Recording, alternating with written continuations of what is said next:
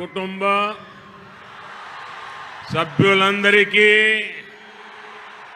नमस्कारालो। कल ही देश में लोकसभा चुनाव का बिगुल बजा है और आज मैं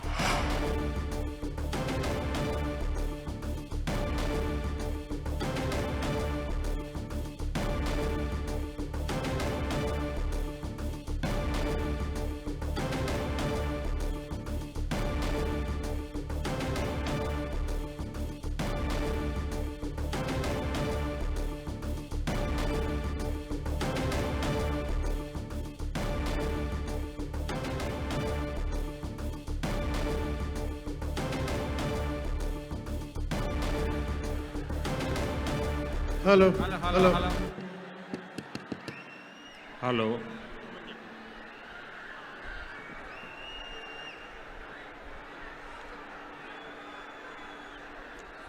यहाँ जो उत्साही लोग हैं उन्हें पता नहीं है का कंट्रोल और आपकी इस व्यवहार से जो माइक की व्यवस्था देखते हैं उनको तकलीफ हो रही है। దయవుంచి అక్కడ ఉన్నటువంటి వారందరూ కూడా కాస్త ఒక అడుగు వెనక్కి వెళ్ళినట్లయితే మైక్ సిస్టమ్ పనిచేస్తుంది। మీ అత్యుత్సాహంతో ఈ సభకి మీరు భంగం వాటిల్లకుండా దయవుంచి దీన్ని విజయవంతం చేయవలసిందిగా అభ్యర్థిస్తున్నాము। పోలీసులు కాస్త చూడండి।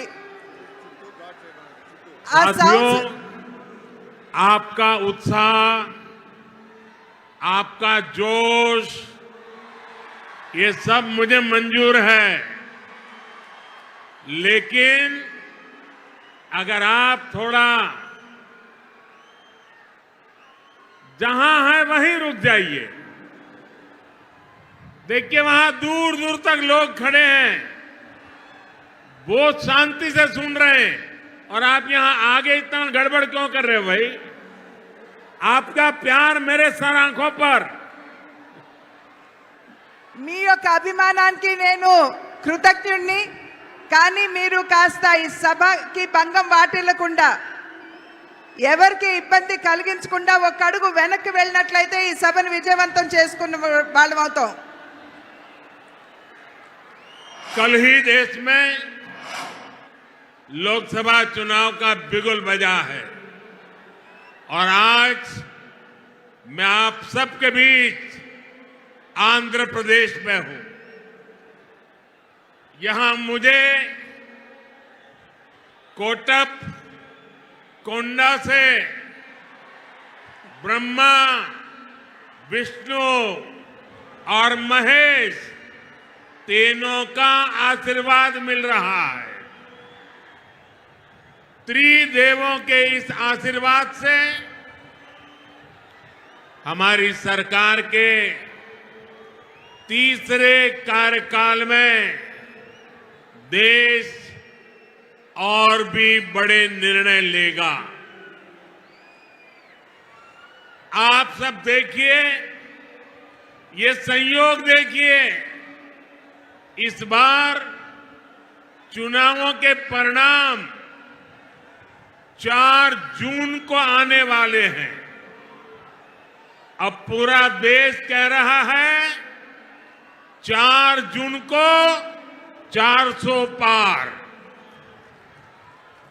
विकसित भारत के लिए 400 पार, विकसित आंध्र प्रदेश के लिए 400 पार। नालगो वंदलो दाटाली एनडीए की ఓటు వేయాలి।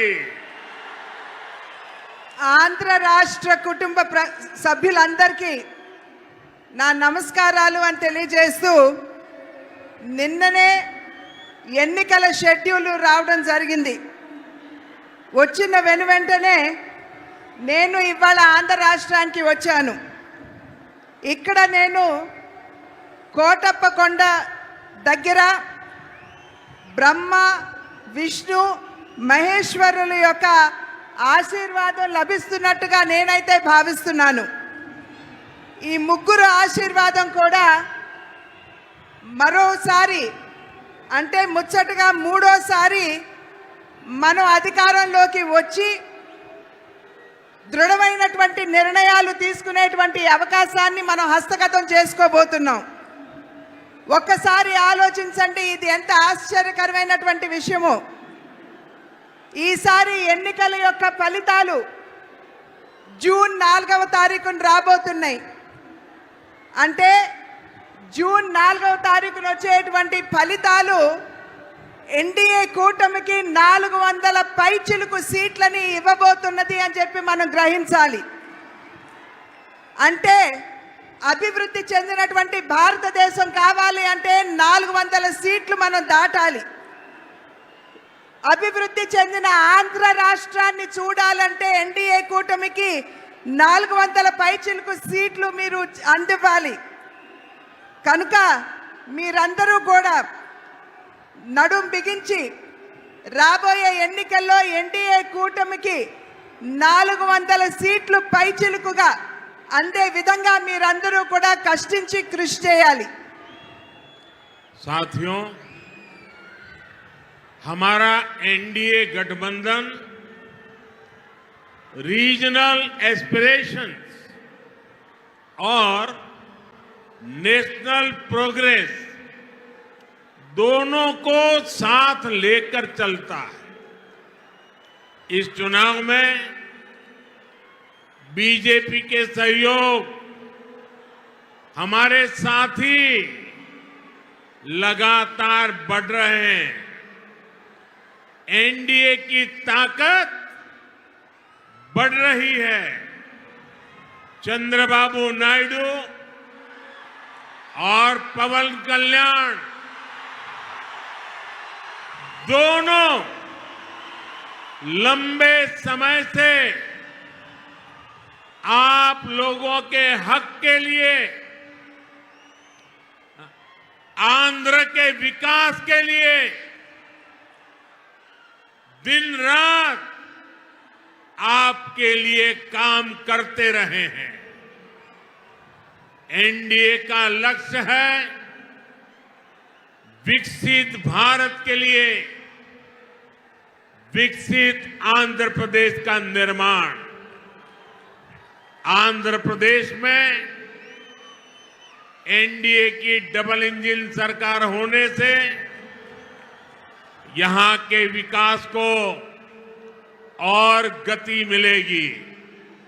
ఎన్డీఏ కూటమి ఏదైతే ఉన్నదో ప్రాంతీయ భావాలతో పాటు జాతీయ యొక్క భావాల్ని కూడా కలుపుకుంటూ అడుగు ముందుకు వేస్తుంది అని చెప్పి మనం అందరం కూడా ఇక్కడ గమనించాలి. ఎన్డీఏ కూటమిలో వచ్చి చేరేటువంటి భాగస్వాముల యొక్క సంఖ్య పెరగడంతో ఎన్డీఏ కూటమి బలం పుంజుకుంటున్నది. చంద్రబాబు నాయుడు గారు కావచ్చు, అదేవిధంగా పవన్ కళ్యాణ్ గారు కావచ్చు, వారిరువురు కూడా చాలా సమయం, చాలా కాలం పాటు ఆంధ్ర రాష్ట్ర వికాసానికి వారు చేసినటువంటి కృషిని మనం ఖచ్చితంగా దాన్ని గమనించవలసినటువంటి అవసరం ఉన్నది. ఎన్డీఏ కూటమి యొక్క లక్ష్యం ఒక వికసిత భారతదేశం, అంటే అభివృద్ధి చెందినటువంటి భారతదేశం. అభివృద్ధి చెందినటువంటి భారతదేశాన్ని కనుక మనం లక్ష్యంగా తీసుకున్నట్లయితే ఆంధ్ర రాష్ట్ర అభివృద్ధి కూడా అంతే మనకి ప్రాముఖ్యం అని చెప్పి మనమందరం కూడా గుర్తించాలి. కనుక ఆంధ్ర రాష్ట్రంలో ఎన్డీఏ డబుల్ ఇంజిన్ ప్రభుత్వం, అంటే కేంద్రంలో ఎన్డీఏ, అదేవిధంగా ఆంధ్ర రాష్ట్రంలో కూడా ఎన్డీఏ ప్రభుత్వం ఉండవలసినటువంటి ఆవశ్యకతను గమనించండి. साथियों, केंद्र की एनडीए सरकार गरीब की सेवा करने वाली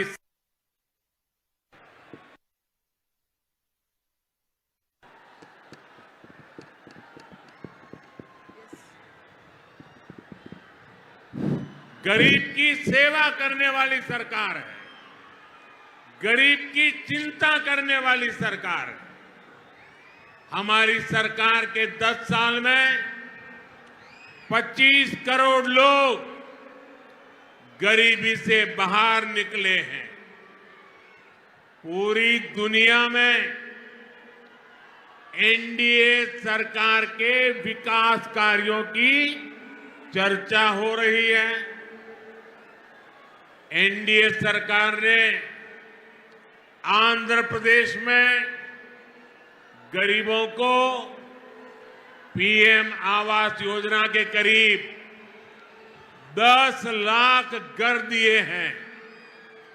यहां पलनाडु में गरीबों को करीब 5,000 पक्के घर बनाकर दिए गए हैं। जल जीवन मिशन के तहत आंध्र प्रदेश के करीब 1 करोड़ परिवारों तक नल का कनेक्शन पहुंचा है। आयुष्मान भारत योजना के तहत यहां 1.25 करोड़ से ज्यादा गरीबों ने अपना मुफ्त इलाज कराया है। आज एनडीए सरकार की वजह से यहां पलनाडु के 5 लाख से ज्यादा जरूरतमंदों को मुफ्त राशन भी मिल रहा है। हमारी सरकार किसानों की छोटी छोटी जरूरतों को भी ध्यान रख रही है। पीएम किसान सम्मान निधि के तहत यहां पलनाडु के किसानों को 700 करोड़ रुपए से ज्यादा दिए गए हैं। यहां केंद्र सरकार की योजनाएं और बेहतर तरीके से लागू हो, इसके लिए आपको ज्यादा से ज्यादा संख्या में एनडीए के सांसद, एनडीए के विधायक, इनको जिताना है। एनडीए के सभी सांसद, एनडीए के सभी विधायक बहुत सेवा भाव से आपके लिए काम करेंगे, ये मोदी की गारंटी है। కేంద్రంలో ఉన్నటువంటి ఎన్డీఏ ప్రభుత్వం ఏదైతే ఉన్నదో సేవా నిరతితోటి దేశంలో ఉన్నటువంటి వారందరికీ కూడా సేవను అందించడంలోనే నిమగ్నమై ఉన్నది అని చెప్పి మీ అందరికీ తెలియజేస్తూ, దేశంలో ఉన్నటువంటి పేదవాడి గురించి ఆలోచించేటువంటి ప్రభుత్వం ఎన్డీఏ ప్రభుత్వం. ఇవాళ దగ్గర దగ్గర 30 కోట్ల మందిని, దేశ జనాభాలో 30 కోట్ల మందిని పేదరికం నుండి వెలుపలికి తీసుకొచ్చినటువంటి ఘనత కూడా ఎన్డీఏ ప్రభుత్వానికే దక్కుతుంది అని చెప్పి తెలియజేస్తున్నాను. ఎన్డీఏ ప్రభుత్వం ఏదైతే ఉన్నదో ఇవాళ ప్రధాన మంత్రి ఆవాస్ యోజన కింద రాష్ట్రానికి 10 లక్షల ఇళ్ళు ఇవ్వడం జరిగింది. ఈ 10 లక్షల ఇళ్లలో పల్నాడు ప్రాంతంలో దగ్గర దగ్గర 5,000 పక్కా గృహ నిర్మాణం ఈ పల్నాడు ప్రాంతంలోనే పేదల కోసం చేశారు అని చెప్పి మీకు తెలియజేసుకుంటున్నాను. జల్ జీవన్ మిషన్ అంటే పేదవారికి త్రాగటానికి శుద్ధమైనటువంటి నీరు అందించే కార్యక్రమంలో భాగంగా ఆంధ్ర రాష్ట్రంలో దగ్గర దగ్గర 1 కోటి కుటుంబాలకి మరి ఎటువంటి డబ్బు తీసుకోకుండా ఉచితంగానే నల్లా కనెక్షన్లు ఇచ్చినటువంటి విషయాన్ని కూడా మీ అందరికీ తెలియజేస్తున్నాను.